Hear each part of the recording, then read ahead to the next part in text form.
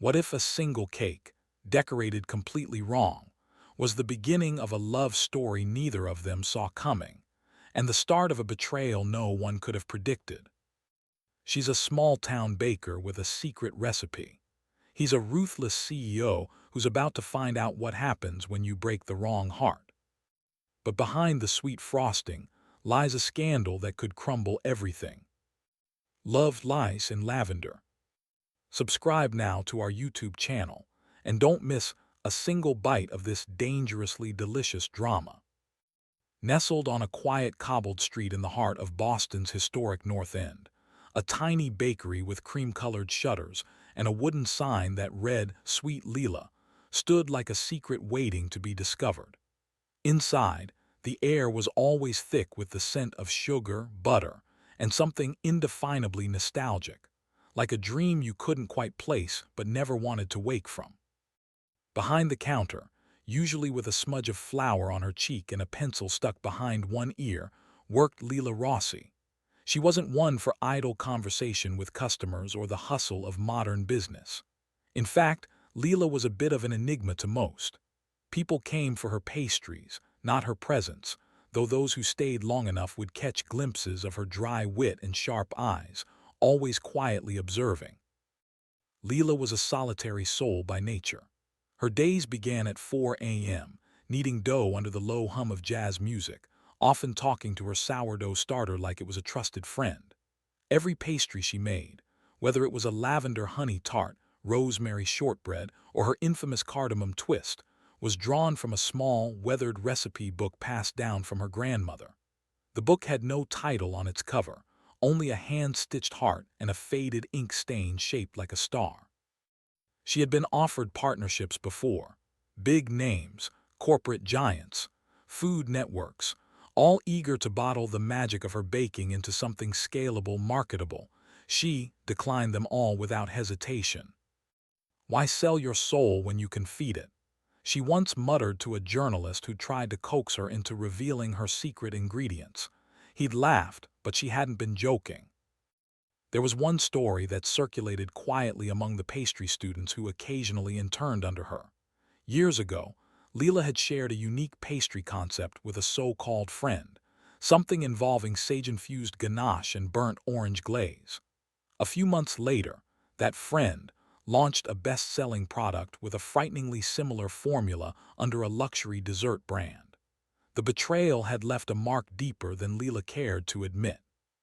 Since then, she had guarded her recipes with the fierceness of a dragon over treasure. Her trust, once given freely, had become rare as truffle oil in a high school cafeteria. One rainy Thursday morning, as she arranged a display of parent-time galettes in the window, her phone buzzed with a notification. An unusually large custom cake order had just come in through the website. She frowned. The client requested something vintage, elegant, and infused with the essence of memory. Oddly poetic for a corporate-sounding email address. But it paid well, and the design challenge intrigued her. Still, a small voice at the back of her mind whispered caution. Leela wiped her hands on her apron, stared at the blinking screen, and said to no one in particular, "Let's see who's really hungry." The order came in through her website's custom request form, unusually detailed and oddly poetic for a cake request. The client remained anonymous, listing only a contact number and the name of the event as simply the Memory Gala. It was scheduled for the upcoming Saturday at an upscale venue in downtown Boston. Leela had never heard of the gala, but the specifications struck a chord. The cake needed to be large, elegant, multi-tiered, and most curiously crafted in a style that evokes the innocence and nostalgia of childhood. The phrase made her pause, her fingers hovering above the counter where she'd been scribbling notes. Most people wanted flashy, Instagram-worthy cakes. This request, though vague, felt strangely personal, like a whisper from the past. She didn't know why she said yes. Maybe it was the way the words nostalgia and innocence clung to her all day, like the scent of warm vanilla on a worn sweater. Maybe it was because part of her, the part she buried under layers of almond flour and old hurts, still believed in creating something that could move people. After 2 days of quiet deliberation and sleepless sketching, she decided on a design that felt almost sacred. 4 tiers, each representing a season, draped in soft pastel fondant and pressed with delicate hand-painted florals. The centerpiece would be the flavor, something she had never shared with anyone. Lavender honey, toasted almond. It was a recipe she had created when she was just 17, sitting in her grandmother's kitchen after school, mixing dried flowers with honeycomb and ground nuts until the texture felt just right. It reminded her of open windows, gentle wind, and the way her grandmother hummed old Italian lullabies when she thought no one was listening. Leela had never put that recipe on the menu. It was too personal, too tied to memories that still made her chest ache. But something about this request, its strange intimacy, its mysterious sender, made her feel like it was time. She pulled out her grandmother's notebook, flipped to the page marked only with a lavender sprig pressed between two yellowed sheets, and began to work. As the batter came together, the scent of warm honey and crushed almond filled the kitchen. It smelled like a memory. It smelled like a risk. The day of the delivery was a whirlwind of sugar, caffeine, and ticking clocks. Leela had barely slept the night before, triple-checking each detail of the cake.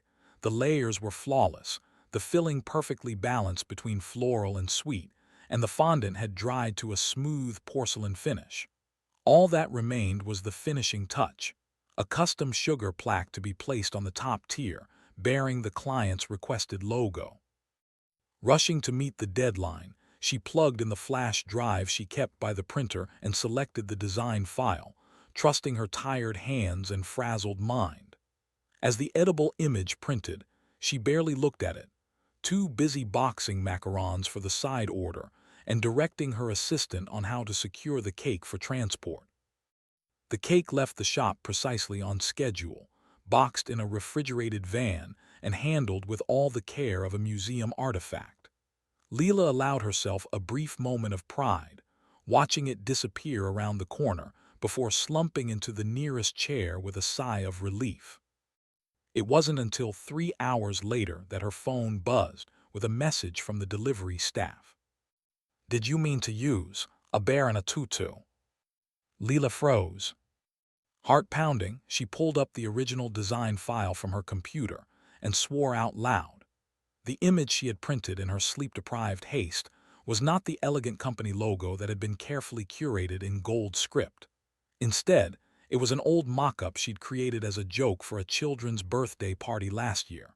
A chubby cartoon bear in a pink ballerina tutu, twirling with glee beneath the words, "Be soft, not CEO." She stared at the screen in horror.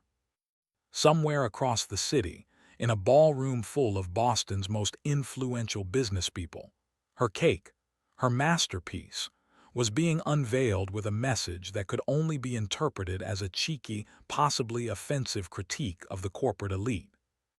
"Oh my God," she whispered, gripping the edge of the table. Meanwhile, at the event, cameras flashed and music played as waiters rolled out the towering confection. At the head of the room stood Nathaniel Thorne, the CEO of Thorne Corp., flanked by board members, reporters, and industry insiders. He raised his champagne glass in mid-speech, pausing when the cake came to a stop before him. There on the top tier of the beautiful pastel creation was the dancing bear. "Be soft, not CEO," it declared in curly pink letters, practically glowing under the event lighting. A hush fell over the crowd. People stared. One woman near the front gasped. Nathaniel said nothing for a full 5 seconds. Then he laughed once, sharply, unexpectedly. The sound cut through the tension like a dropped wineglass. "Well," he said, raising an eyebrow, "I suppose this is what they mean by disruptive branding." Nathaniel Thorne was not known for his humor. In fact, within most circles, especially corporate ones, he was infamous for being sharp, composed, and ruthlessly efficient. He ran Thorne Corp with an iron sense of order and a gaze that could freeze a junior executive mid-sentence. So when the Baron Tutu cake was unveiled in front of 100 onlookers and half a dozen local news outlets, The collective instinct in the room was to brace for a storm. He stood there, tall and impeccably dressed in a tailored navy suit, blinking once at the pink ballerina bear. His jaw tensed. Someone near the back muttered, "Oh God." For a second, it looked like the room might implode from sheer awkwardness. But then Nathaniel exhaled, slowly, and a grin tugged at the corner of his mouth. He stepped forward, tilted his head at the bear like he was inspecting a piece of modern art, and let out a soft, dry laugh. "You know," he said, loud enough for the microphones to catch, "I've been called worse." There was a beat of silence. Then the room erupted in laughter, some nervous, some genuine. He turned toward the cameras and added, clearly, "Someone wanted to remind me that softness isn't weakness. I'll take that as a compliment." The reporters loved it. Within hours, the moment went viral. A clip of him raising his glass to the cake with the caption, "Be soft, not CEO," trended on social media under the hashtag Beargate and SoftCEO. TikToks flooded in with edits of the cake reveal set to dramatic music. Someone even designed a filter that superimposed the tutu bear over your forehead like a crown of rebellion. To the public, it was a refreshing change, a powerful figure laughing at himself, embracing the unexpected. To his PR team, it was an accidental masterstroke. They scrambled to lean into the chaos, posting behind-the-scenes shots of the cake with the caption, "Leadership with a sprinkle of sugar." And somewhere in a small bakery across town, Leela stared at her phone in disbelief as a photo of her cake, bear and all, exploded across the internet. Her notifications wouldn't stop pinging. Texts from former clients, emails from journalists, even a request for an interview from a popular food blog. She slowly sank into a chair, eyes wide. What just happened? The bell above the bakery door jingled mid-morning, cutting through the gentle hum of French jazz playing on the old radio. Leela, elbow-deep in whipped ganache, barely looked up from the mixing bowl. "We're not taking custom orders this week," she said automatically, then glanced up and froze. Standing in the doorway was Nathaniel Thorne, larger than life in a dark wool coat, scarf looped carelessly around his neck, and the faintest hint of amusement tugging at his mouth.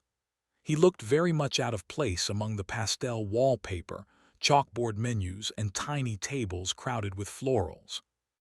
"You must be Leela," he said, eyes scanning the space before landing on her, sharp and assessing.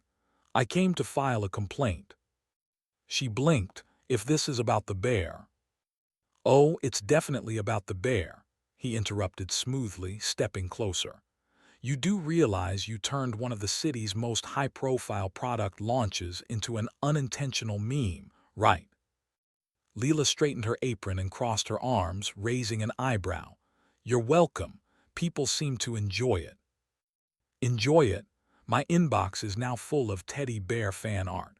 Someone sent me a proposal for soft CEO t-shirts." He leaned against the counter like he owned the place, lowering his voice just enough to sound conspiratorial. "I'm starting to lose control of my own public image." "You say that like it's a bad thing," she replied, trying to sound unbothered. But there was a flutter in her chest she hadn't expected. He was annoying, yes, but also oddly charming. Worse, he smelled like cedarwood and cold air. There was a beat of silence. He glanced down at the glass display case filled with pastries. "Which one of these is responsible for making people emotionally vulnerable? I'd like to try it." Leela smirked, sliding a small plate toward him with a slice of lavender honey almond cake, the very same from the event. "Try this, but don't sue me if you start questioning your childhood." He took the plate without breaking eye contact and lifted a forkful to his mouth. His expression shifted as he tasted it, subtle but noticeable. A flicker of something softer behind his usually unreadable exterior. "Damn," he murmured, "that's dangerous." "Told you." They stood in companionable silence for a moment, the air between them humming with something unspoken, half challenge, half curiosity. It wasn't flirtation exactly, but something more compelling. like two people who hadn't yet decided if they were rivals or allies. Nathaniel set the fork down slowly. I have to admit, I didn't expect the mastermind behind the infamous bear cake to be you. What, were you expecting someone taller? Less sarcastic, he replied, smiling now, a real one. But this works. Leela rolled her eyes and turned away, but couldn't help the small smile tugging at her lips. This was going to be interesting. Nathaniel came back 2 days later. No call, no warning, just appeared in the doorway again with that same unreadable expression, dressed in another impossibly tailored coat, and holding a coffee he clearly didn't get from her place. Leela looked up from piping cream onto a batch of lemon madeleines, immediately suspicious. You lost again? She asked deadpan. He walked up to the counter, glanced around, and then said without a hint of sarcasm, I wanted to try the raspberry thyme scones I saw in your window the other day. But if this is a bad time. She narrowed her eyes. No one just wants a raspberry thyme scone. Nathaniel tilted his head. Maybe I'm just here for the ambience. She snorted. You mean the chipped teacups or the overwhelming scent of almond extract and anxiety? He gave the smallest of smiles, the kind that didn't quite reach his eyes but suggested he was used to dealing with sharp tongues and maybe even enjoyed it.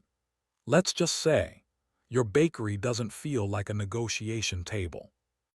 That made her pause. He took his scone to a corner table, opened a newspaper, yes, a real one, and sat for almost an hour, occasionally looking up to observe the steady rhythm of the bakery. The young couple sharing a muffin, the old man sketching by the window, Leela moving like muscle memory behind the counter. He didn't interrupt. He didn't network. He didn't even post a single thing to social media. It kept happening.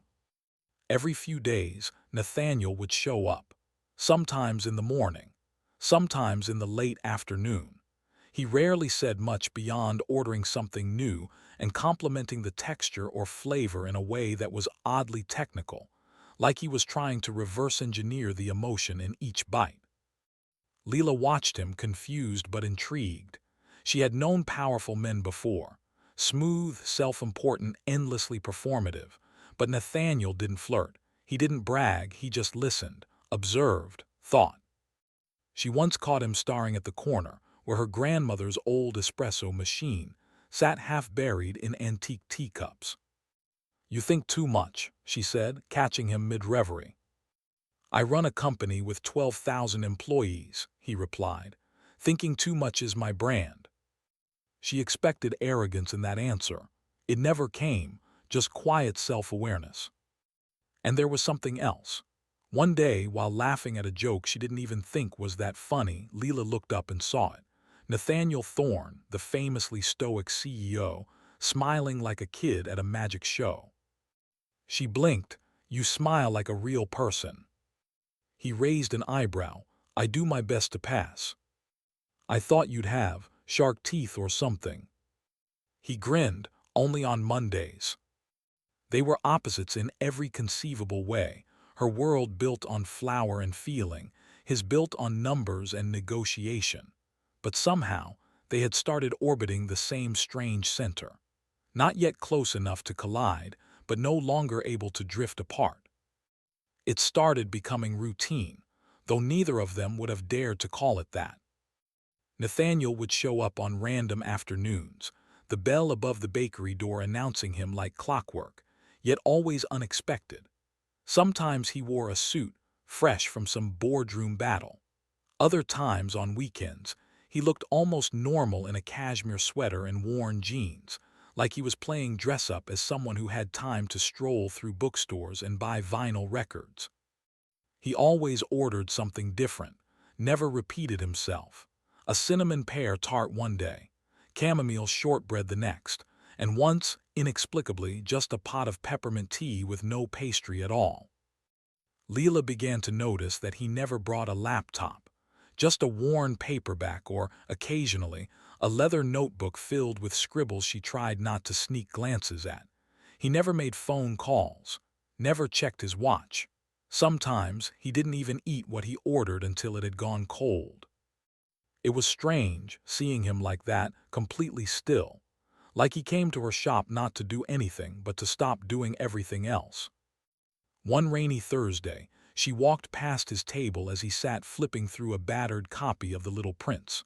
Without looking up, he said, "I forgot how much this book hurts when you're older." She paused. "That's the point." He glanced up at her, that same flicker of curiosity in his gaze. "Do you ever miss being 7?" She smirked. "Only when taxes are due." He chuckled, low and genuine, and went back to reading. But something in his posture told her the question hadn't been rhetorical, and for reasons she couldn't quite name, it sat with her long after he'd gone. The staff began noticing, of course. Her assistant, Marina, raised an eyebrow one morning as she caught Leela smoothing her apron and checking her reflection in the glass of the pastry case. "He's not just here for the pastries, you know," Marina said. Leela rolled her eyes. "Don't be ridiculous." "I'm not, but you are if you think you're still as invisible as you want to be." That night when the shop was closed and the kitchen was quiet, Leela sat on the back steps with a cup of tea and thought about Nathaniel, about the way he lingered even after his tea had gone cold, about the faint shadows under his eyes when he thought no one was looking, about the way he listened. There was something lonely in him, not the performative loneliness people used to gain sympathy, but the real kind, the kind that made silence feel safer than company. She recognized it because she carried the same shape in her own chest. And just like that, without her permission, the part of her that had spent years being guarded began to shift. Not completely, but enough to leave the door open. It was a slow Tuesday afternoon when Nathaniel wandered behind the counter for the first time. Technically, customers weren't allowed back there, but Leela had been distracted, fiddling with a half-formed recipe at the mixing table and murmuring to herself. He leaned casually against the prep counter, rolled up his sleeves, and looked at her like he wasn't entirely sure what he was doing there, only that he didn't want to be anywhere else. "Can I help?" he asked almost sheepishly. She narrowed her eyes. "Do you even know the difference between baking soda and baking powder?"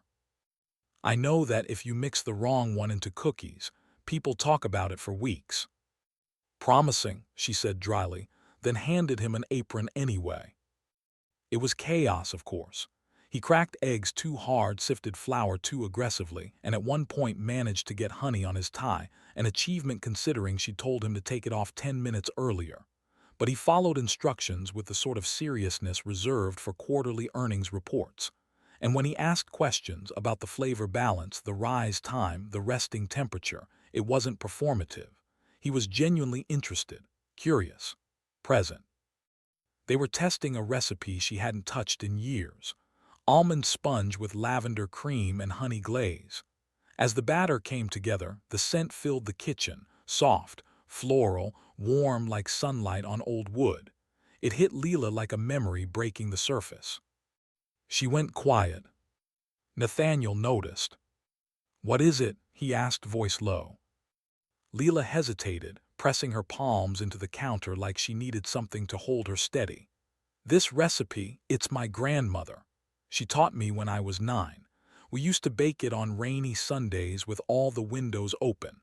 She said lavender was for dreams, almonds were for grounding, and honey was for the soul."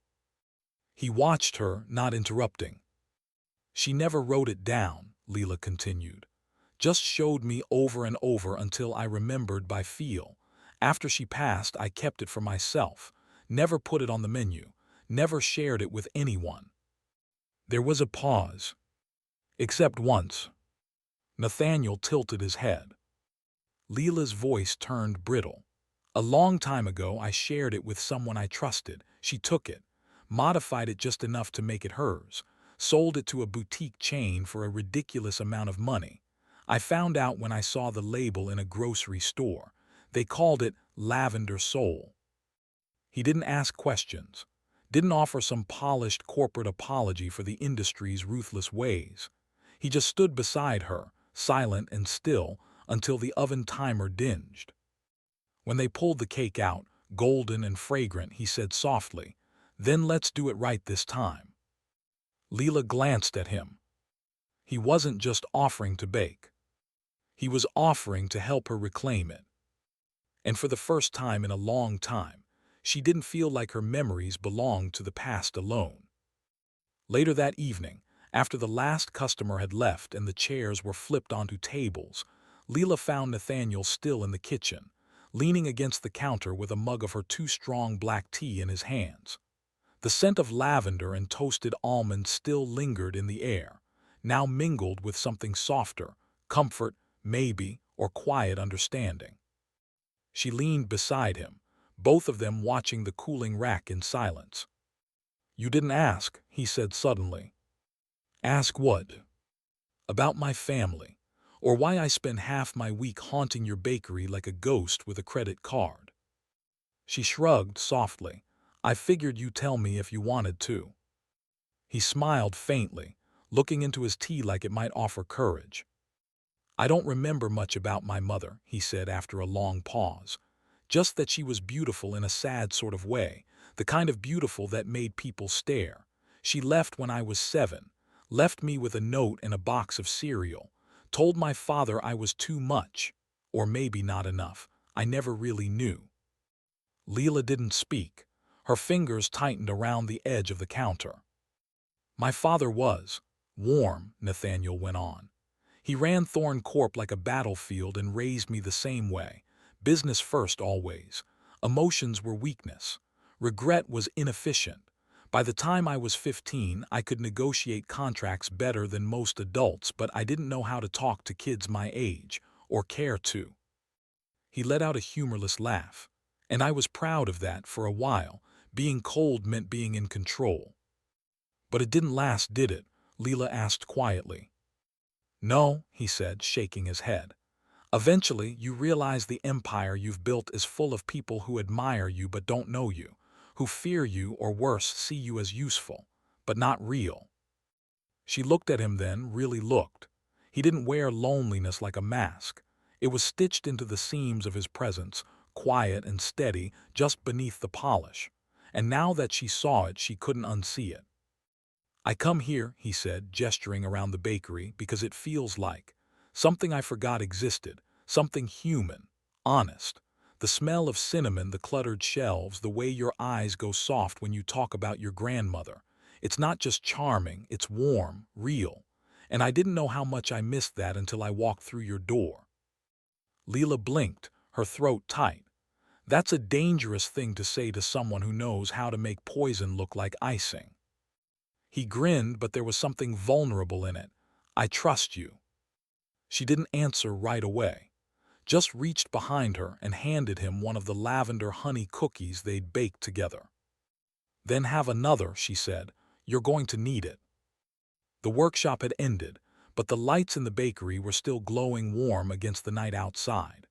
A small group of participants had just filtered out, each carrying a carefully boxed tart and beaming with the kind of joy that only comes from creating something with your hands. The shop smelled like vanilla, citrus zest, and toasted sugar, sweet, grounding, and a little intoxicating. Leela was wiping down the counter when she felt eyes on her.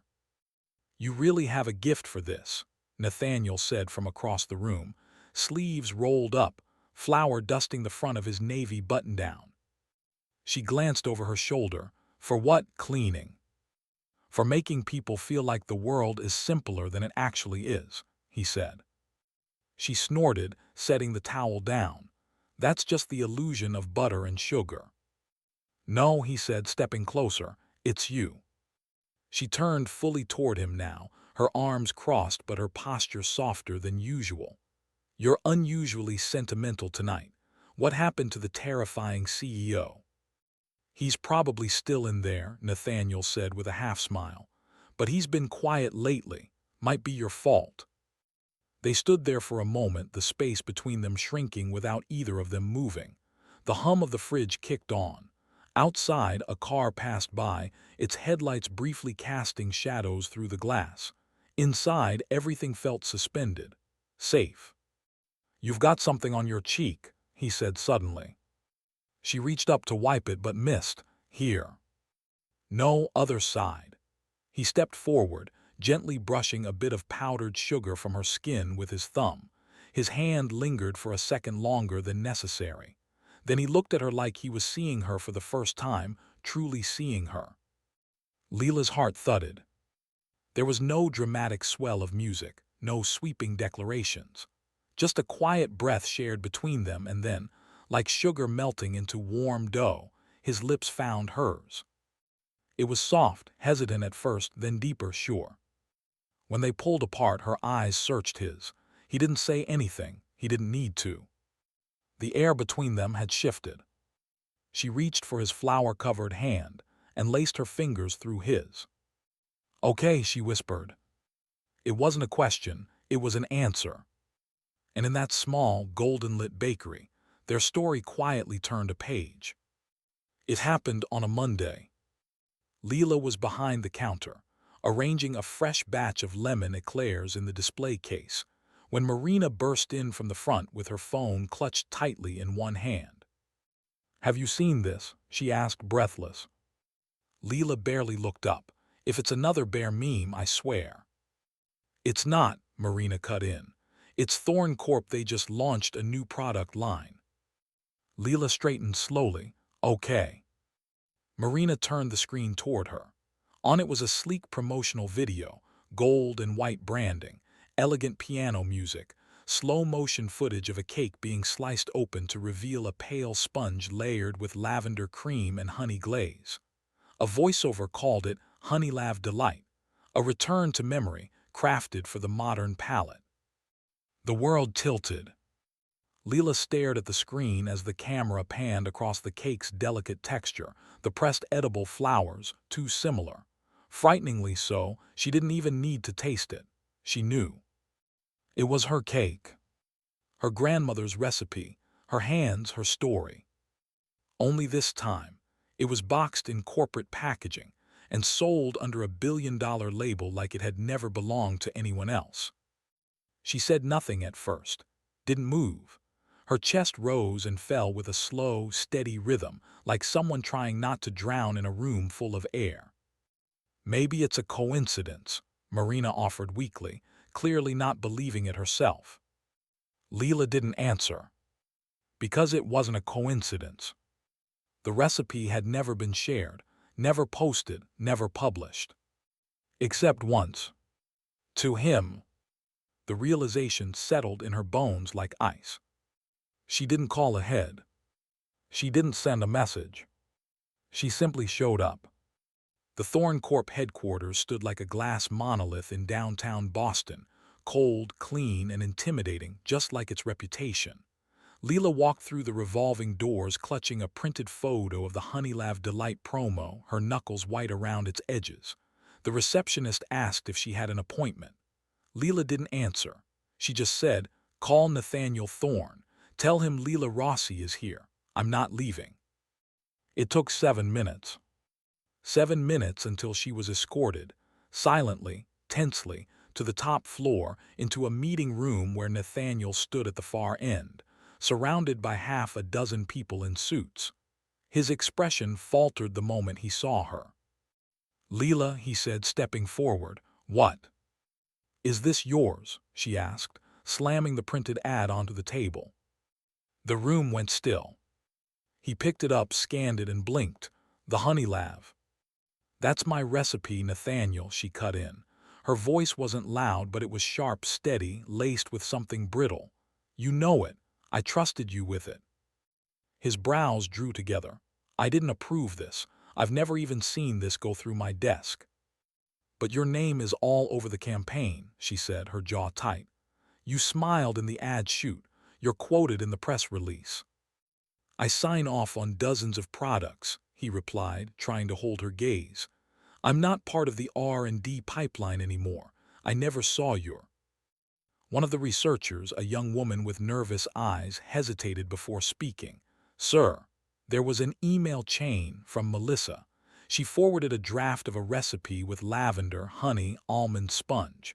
Said it was part of a culinary inspiration partnership." We thought it had your approval." Leela turned slowly toward him.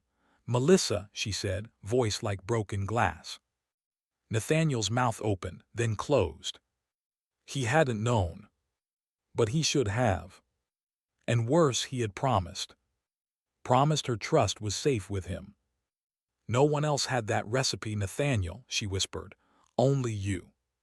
He stepped closer. "Leela, listen." "No," she said, stepping back. "I did listen. I listened when you told me I was different. I listened when you said this place made you feel human. I listened when you said you trusted me. I do trust you." She shook her head, eyes shining, not from anger but from something far heavier. "But I can't trust you, not anymore." And without waiting for another word, she turned and walked out, leaving behind the conference room, the polished floors, and the man who had somehow, without meaning to, broken something irreplaceable. The sign on the bakery door changed overnight. Instead of the usual chalkboard script announcing new pastries or cheeky little quotes, it now read, in clean, careful handwriting, "Closed until further notice. Thank you for everything, L." Leela disappeared like smoke. No final post on social media. No goodbye, no explanations. One morning the windows of sweet Leela were dark, the chairs stacked, the shelves empty. The usual scent of sugar and spice that wafted out onto the street was gone, just like her. Calls went unanswered, messages bounced. Even Marina didn't know where she'd gone. She left a note, "Take what's left, sell it or keep it, I don't care, I'm sorry." Nathaniel called more than once, at first with urgency, then with panic, then silence. Each time the line rang out, the knot in his chest tightened. He sent flowers, letters, an entire bouquet of fresh lavender tied with a ribbon, left at the door of the bakery she no longer occupied. And then the press got hold of the story. CEO's viral cake, now center of recipe theft controversy. Did Thorncorp steal from local artisan? Romance, betrayal, and buttercream, the fallout behind Honeylav Delight. The coverage was relentless. The boardroom meetings were worse. Nathaniel fought to go public with the truth, to issue a statement, to acknowledge the internal mistake. But the board shut him down. Investors were spooked. Legal was already involved. One wrong word, they warned, and the company would be exposed to lawsuits, scandal, chaos. He was told to be quiet. He was told to move on. He was told not to chase the girl over a cake. But it wasn't about the cake. It was about everything the cake had meant, everything she had trusted him with, and everything he hadn't protected. He sat in his office, the lights off, staring at the crumpled lavender cookie wrapper he hadn't thrown away. And for the first time in years, Nathaniel Thorne didn't know how to fix something. Because the person who could have helped him was gone. Melissa Grant had always been efficient, poised, and quietly indispensable. The kind of person who never raised her voice, never forgot a deadline, never made the same mistake twice. Nathaniel had relied on her for years, more than he wanted to admit. She was the kind of assistant who became a shadow, invisible, invaluable, and never in the way.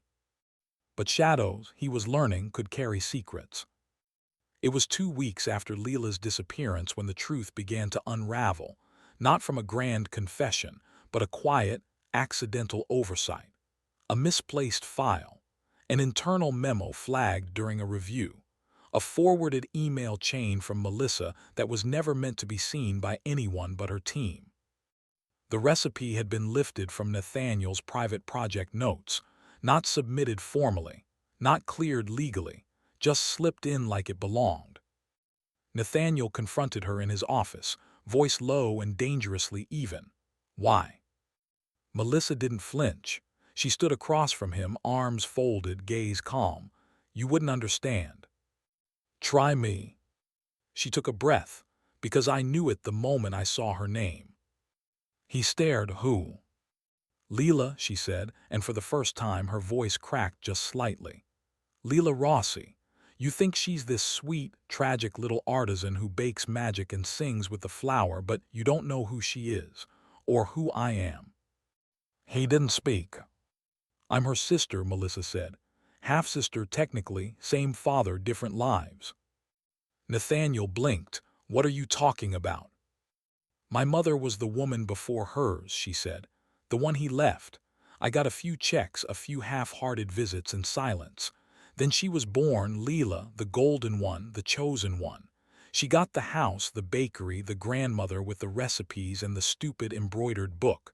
I got forgotten." Nathaniel's hands curled into fists at his sides. "So you stole from her to punish her for something she didn't even choose?" Melissa's jaw tightened. "I didn't mean to destroy her. I just wanted a piece, something that belonged to me too. She didn't even know about you." "Exactly," Melissa snapped, her voice rising. "She didn't even know I existed, and still she got everything." Silence settled between them like fog. Nathaniel looked at her, suddenly seeing the years of service, the silent bitterness, the precision masking a wound that had never healed. But knowing the pain didn't excuse the betrayal. "You crossed a line," he said quietly. "You didn't just steal a recipe. You broke something she built from memory. You broke her trust. You broke mine." Melissa didn't cry. She just stood there rigid, as if waiting for judgment. And he gave it. "You're done here." He didn't shout. He didn't curse. He simply turned away, heart heavy, not just with anger but something close to grief. Because betrayal, no matter how neatly justified, still tasted bitter. Nathaniel knew what the board expected him to do. Contain the damage, bury the scandal, let Melissa take a quiet fall and move on without naming names or drawing attention. That was how these things were handled in their world, quietly, surgically, without emotion. But this time, he didn't play by the script. He called an emergency meeting, sat at the head of the long, cold boardroom table in a room full of stone-faced executives and said, without hesitation, "We stole intellectual property from a private artisan, from someone I personally told was safe with me. That is a breach of ethics, of trust, and of everything we claim to stand for." A murmur of protest rippled around the table. "Mr. Thorne," one of the senior board members said carefully, "we understand your personal connection to this situation. But if we issue a public acknowledgement of wrongdoing, we open ourselves to liability, lawsuits, investor panic. We could lose hundreds of millions." Nathaniel leaned forward. "We already lost something more valuable." "Your reputation is on the line too," someone else warned. "You're in the center of this." "I know," he replied, "which is why I'm not walking away from it." They pushed back, of course, tried to frame it as a PR issue, an unfortunate misunderstanding. Legal offered carefully worded statements, damage control scripts. Marketing began crafting a pivot campaign to spin the product into something else entirely. Nathaniel rejected all of it. He met with the legal team behind closed doors, demanding a full audit of the product development pipeline. He personally reviewed emails, documents, internal memos. He traced every step of the recipe's implementation, every moment Melissa had positioned it as corporate property, and documented it. Then he made a decision. A hard one. He issued a cease distribution order for Honeylab Delight. Production halted, advertising pulled, profits sacrificed. The board erupted, the press circled like sharks. Investors began asking questions. His name started trending for the wrong reasons this time. But Nathaniel didn't back down. He was choosing something he never had before: truth over optics, integrity over profit, a single baker over $1 billion brand. And even though Leela was gone, even though she wouldn't answer his calls, he carried her words in the silence. "I can't trust you." He wasn't trying to win her back. He was trying to deserve her in the first place. Leela spent the first few weeks in her grandmother's old cottage, hidden away in the sleepy coastal town where she'd spent summers as a child. The place still smelled like salt and thyme. The garden was overgrown, the kitchen dusty, but familiar, safe. She didn't bake, not at first. She read. She walked the cliffs. She stared at the sea and tried not to think about almond sponge or lavender cream or the way Nathaniel had looked at her the last time they spoke. But silence didn't bring peace. It only deepened the weight in her chest. What hurt wasn't just the betrayal. It was how familiar it felt, like history repeating itself, like no matter how much love she poured into her craft, someone could still reduce it to numbers on a spreadsheet. One night, after hours of tossing and turning, she sat down at the old kitchen table with a cup of cold tea and opened her laptop. The cursor blinked on a blank screen. She created a blog under a pseudonym, Whistle Bakes. No name, no photos, just words. Her first post was titled, "When They Steal What You Bake from the Soul." It wasn't just about her. She spoke about stolen recipes, uncredited traditions, the way large corporations routinely harvested ideas from small, independent artisans, especially women, especially people with no legal teams or PR shields. She didn't name Thorn Corp, she didn't have to. The post spread like wildfire. Within days, bakers from all over began commenting, messaging, sharing their own stories. Mom-and-pop shops, pastry chefs, home bakers. They wrote about investors who promised support but demanded control, media outlets that published stolen recipes as original creations, influencers who rebranded decades-old desserts as their own. She kept writing, quietly, consistently. Each post was honest, sharp, and painfully human. She offered not just criticism but resources, how to protect your work, how to license a recipe, how to build community over competition. And slowly, Whistle Bakes became something more than a blog. It became a movement. Culinary schools reposted her writing. Food ethics panels quoted her. Independent bakeries linked to her site, writing, "We stand with Whistle Bakes." And Leela, though still hurting, no longer felt powerless. She didn't have a press team. She didn't have investors. But she had a voice. And this time, she wasn't giving it away. The press conference was scheduled for a Thursday morning, held not in the usual glass-walled auditorium, but in a modest studio with plain lighting and no theatrics, Nathaniel's decision. He stood alone at the podium, no corporate banners behind him, no teleprompter in sight. Just a stack of documents on the table beside him and a promise he refused to break. "I'm not here to defend Thorn Corp," he began, his voice steady low. "I'm here to tell the truth about it." What followed stunned the industry. He released the full internal audit. Emails, timeline breakdowns, approval chains. He confirmed that a recipe had been used without legal permission or personal consent, that it had originated from an individual artisan who had trusted him, and that he had failed to protect her work. He named names, including himself. "I didn't steal the recipe with my own hands," he said, "but I allowed a system to exist where it could happen. I benefited from it. That makes me responsible." He paused. "And I apologize." Not a press-polished statement, not crafted by a PR firm. Just him, human, accountable, breaking the wall that CEOs rarely dared to touch. The fallout was instant. Stocks wavered, board members panicked, but the public reaction told a different story. Journalists called it unprecedented. Food networks praised the transparency. Independent bakers, many of whom had followed Whistle Bakes religiously, began tagging his name with cautious respect. Real accountability trended for 48 hours straight. And then came the letter. Leela found it in her mailbox 2 days later, handwritten, addressed simply, Leela Rossi. The handwriting was familiar, clean, controlled. It was from Melissa. Inside, the ink wavered in places. blotches where it had been touched by something, maybe water, maybe tears. Leela, you don't know me, not really, but I've known of you my whole life. I've resented you longer than I want to admit. You didn't steal anything from me, but I thought you had. I thought your existence meant I would never be enough. I was wrong. The recipe, it was beautiful.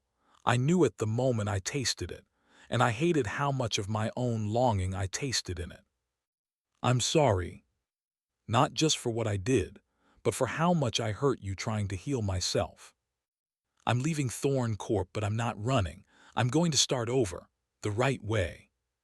You don't owe me forgiveness, but I needed to say it anyway. Melissa. Leela folded the letter slowly, her fingers trembling just slightly. And for the first time since everything had fallen apart, she didn't feel anger in her chest. Just the quiet ache of a story nearly finished, and another one waiting to begin. He didn't bring a suit this time. No black car, no assistant trailing behind him, just Nathaniel, dressed in a weathered navy sweater, jeans and boots dusted with country road dirt, walking the narrow path that wound through the cliffs above the coastline. It had taken him weeks to find the place. She had left no breadcrumbs, no forwarding address, but people in town remembered her. The woman with flour on her cheek and lavender in her voice. One kind word at a cafe here, a basket of scones given to a farmer's wife there. Leela never went unnoticed for long. And so, eventually, he found her. The tiny cafe sat at the edge of the world, or so it felt. Just 3 tables outside, a chalkboard menu, and a whitewashed door painted with a single sprig of lavender. It didn't say Sweet Leela. It didn't say anything at all, but he knew the moment he saw it. She wasn't inside when he arrived, but a local pointed toward the fields. He followed the lavender. Rows and rows of it, soft purple stretching toward the horizon, dancing under the wind like it remembered every dream ever whispered into the soil. And there, near the edge of the field, was Leela. Her hair tied up, an old apron wrapped loosely around her waist, her hands full of blossoms. She didn't look surprised when she saw him. She just watched him approach, one hand brushing down the stem of a tall lavender stalk. The silence between them was full, but not heavy. He stopped a few feet away. Hey. Hey, she said back, her voice calm but unreadable. I didn't come to ask for anything, he added. I needed to see you, not in a boardroom, not behind a counter, just you. She looked at him for a long moment, then nodded toward the wooden bench nearby, half hidden between the rows. They sat. The air smelled like summer and memory. I read everything, she said quietly. The press conference, the audits, the letter. I meant it all. I know, she said. Another pause, not cold, just cautious. Nathaniel's voice softened. I've spent most of my life performing, making sure I said the right things, did the right things, led the way people expected me to lead, but with you, I never knew what to do. I just wanted to stay, to be better. You didn't need to be better, Leela said, glancing sideways. You just needed to be real. He nodded slowly. I'm sorry, he said, for hurting you, for not seeing what mattered soon enough. Leela didn't cry, she didn't smile either, but she reached down and plucked a lavender sprig, handed it to him without ceremony, a peace offering. They sat there for a while longer, saying nothing. And it was the first time they'd been together without roles, no CEO, no baker, just 2 people, 2 hearts, 2 sets of scarred hands learning how to rest beside each other. Not perfect, but real. The name stayed the same, but everything else was different. Sweet Leela reopened in the early spring, no longer just a bakery but something more, a workshop, a gathering place, a tiny revolution disguised in butter and flour. Nestled beside the same windswept cliffs and overlooking the same lavender fields, it now bore a new hand-painted sign, Sweet Leela Artisan School. Inside, the space was open and warm. the walls lined with vintage tools and recipe cards framed like poetry. Long wooden tables replaced the old cafe seating, and the scent of baked fruit, rising dough, and sugar still filled the air. But now it mixed with laughter, instruction, and the occasional cheerful chaos of too many hands in one bowl. Leela taught with the same quiet passion she had once poured into solo baking. Only now she shared it with students from all walks of life. Teenagers from nearby towns, retired engineers, single mothers, burnt-out chefs. She taught them how to fold emotion into pastry, how to listen to the dough, how to fail without shame and try again without fear. Perfection, she told them, is boring. Let your cake crack if it needs to, just don't forget the love in the batter. Meanwhile, across the state, Nathaniel was working behind the scenes. He had stepped away from day-to-day operations at Thorn Corp, handing the reins to a team reshaped with a new mission: sustainability, integrity, transparency. And while he still carried influence, he redirected it into something meaningful. The Thorn Artisan Fund launched quietly but made an immediate impact. A grant program designed for small, independent bakeries and food artisans, especially those who had been overlooked, underfunded, or burned by corporate systems. The fund offered microloans, mentorship, legal resources for intellectual property, and space for collaboration rather than competition. Leela and Nathaniel never merged their ventures. That had never been the goal. Instead, they coexisted, two separate paths winding toward the same future. He came to her classes sometimes, quietly, sitting in the back and watching young hands shape croissants like they were molding something sacred. He never tried to take credit, never interrupted. She'd glance at him now and then, and he'd smile like someone grateful just to be part of the story, even from the edge of the frame. Together, without ever needing to say it out loud, they began changing the industry, not by shouting but by showing. One recipe at a time. The wedding wasn't grand. It wasn't covered in magazines or photographed by a luxury lifestyle blog. It took place in the very field where they had once sat in silence, surrounded by rows of blooming lavender swaying in the early summer breeze. Guests were seated at long rustic tables under strings of warm lights. Wildflowers tucked into mason jars lined the centerpieces. The ceremony had already happened, simple, quiet, intimate, and now came the part everyone had been whispering about with amused anticipation: the cake. It stood tall under a linen canopy, the centerpiece of the evening, draped in soft pastel fondant, hand-painted florals, and delicate sugar lace. It was beautiful and hilariously familiar. At the very top, perched like a crown on the top tier, was a dancing bear in a pink ballerina tutu, arms mid-spin and face frozen in glee. This time, however, a new inscription curled beneath its feet in elegant, golden script: "Be soft, be together." The guests burst into laughter, applause, even a few cheers from the younger bakers who'd followed their journey through Whistle Bakes, through reform, through reconciliation. Marina wiped a tear from her eye and muttered, "God, she really went through with it." Nathaniel stared up at the cake, hands in his pockets, grinning. "You had to bring it back," he said under his breath. Leela, standing beside him in a soft cream dress dusted with flour earlier that morning, because yes, she had helped assemble the cake herself, nudged him playfully with her shoulder. "It started everything. And almost ruined everything. But didn't," she said, smiling at him, "because someone decided to laugh." He looked at her then, not like a CEO, not like a man still haunted by a past mistake, but simply as someone who had learned to stay, to grow, to soften. They stood hand in hand as the sun dipped behind the lavender field, casting everything in golden haze. The cake would be cut, the music would start.